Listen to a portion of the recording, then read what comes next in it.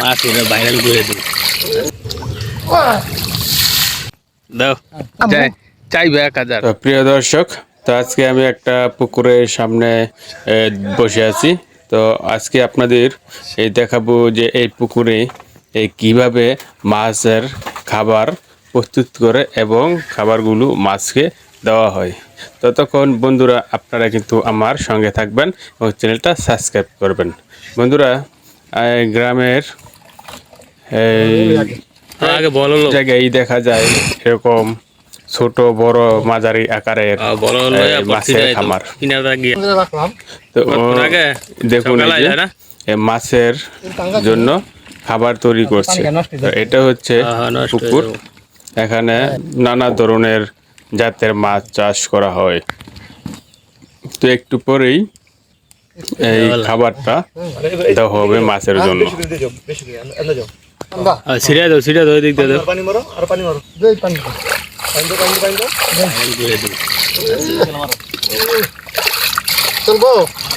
আলা দাও, বেশি দিও না।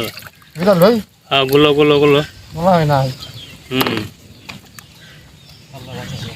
তো যিনি এখানে কাজ করছেন তার নাম হচ্ছে আসুরি।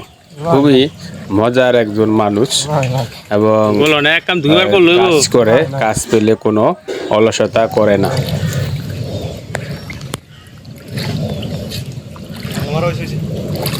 হ্যাঁ ছিটাওয়ালা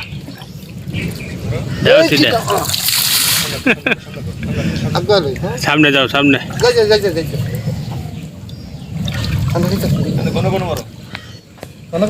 হ্যাঁ দেওয়ালা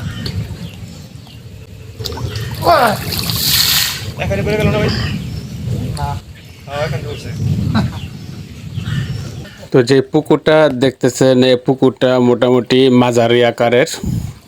তো উনি চতুর সাইড দিয়ে ঘুরে ঘুরে মাছকে ছিটিয়ে খাবার দিবে। তো এখন যেখান দিয়ে যাওয়া হচ্ছে এখানে কিন্তু অঠাই পানি প্রচুর, সাঁতার দিয়ে পশ্চিম দিকে যাওয়ার চেষ্টা করছে। এটা বাড়ির একদম ঘেঁষেই এই পুকুরটা। তো এখানে পুকুরের পাশ দিয়েই একটা রাস্তা, আবার এই রাস্তা সাইডেই গরুর জন্য ঘাস আছে। তো সারাদিন না, যতক্ষণ উনি এটা মাছকে খাবার দিবে, খাবার দেওয়া শেষে তাকে 500 থেকে 600 টাকা দেওয়া হবে।